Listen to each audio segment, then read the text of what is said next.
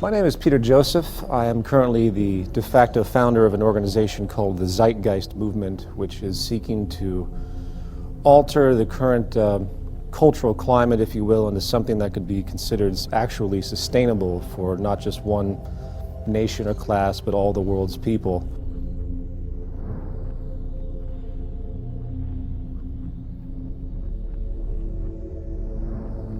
We live in a paradigm now where we have society operating on the idea that we can grow infinitely.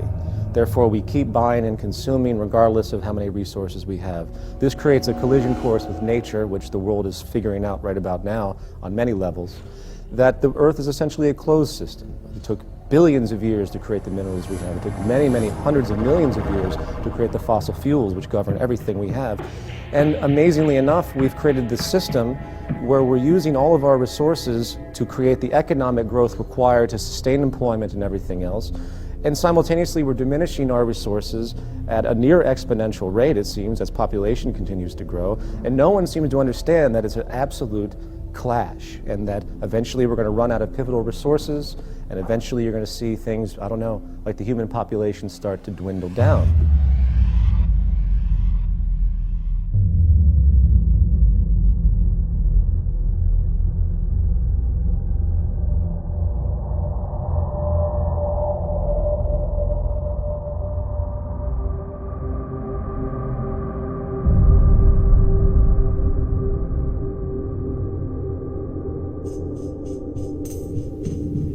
My name is Jacque Fresco, and I'm going to present the concept of the Venus Project.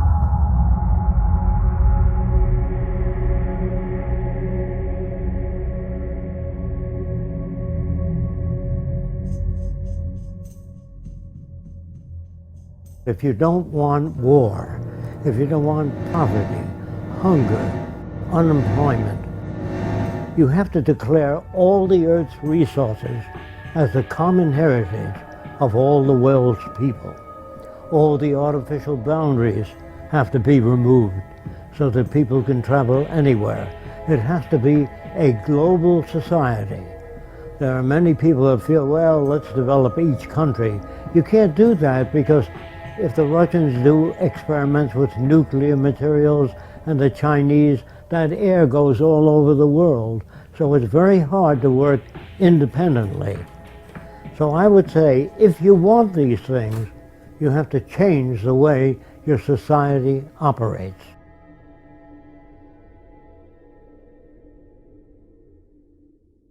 We believe here at the Venus Project, we are not civilized yet. As long as you have armies, navies, prisons, police, we are not civilized. No nation is civilized. Being civilized is an ongoing process.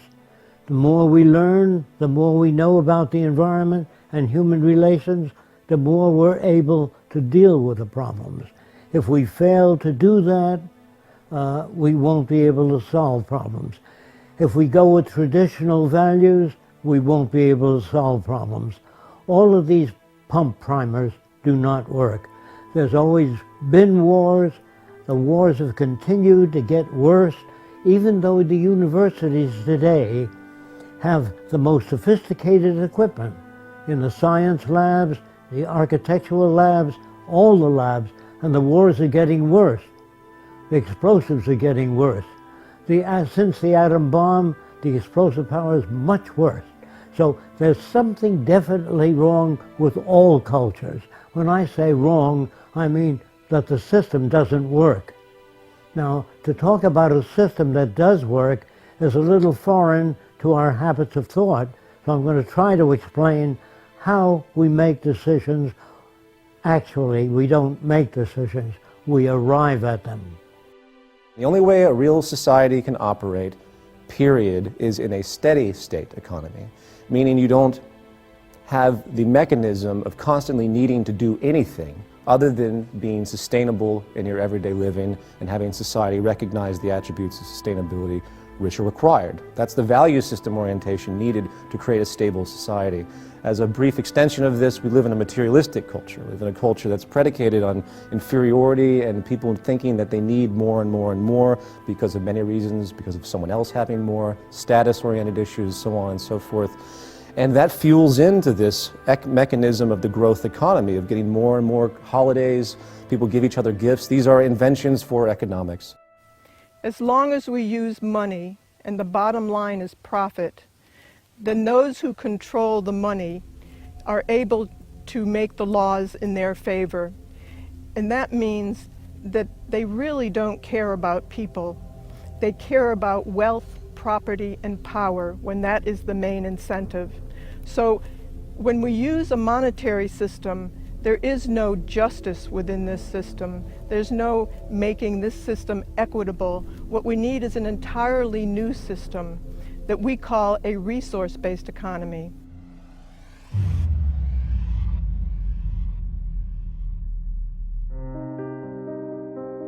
In regard to social operation and how to create a new society, or better yet, just to say to create any society that would be sustainable and efficient, there's really an empirical train of thought, if you will, of how to do that. First of all, you have to think about what the human being actually needs. We require resources at the bare minimum. We require food, water, etc., as we all know.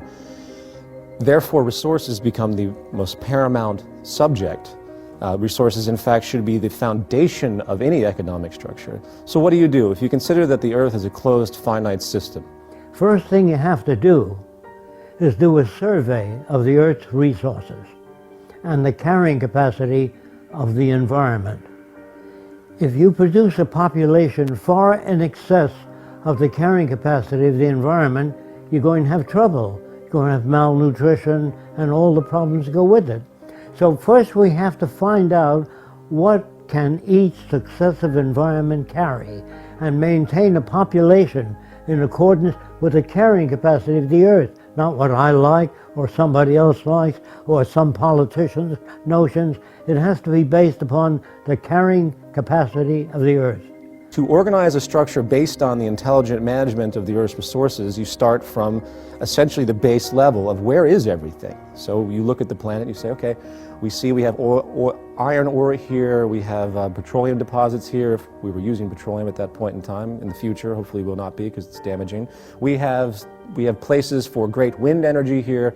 You get the point. We can assess the entire environment of what we currently use based on our technological facilities at that point, and we start to create a structure of analysis, maintenance, and management, and basically monitor and understand what we have. Then we can design the parameters for the new society. Without a survey, we couldn't do that. Survey means physical disabilities, all the known diseases. That tells us how many hospitals we have to build.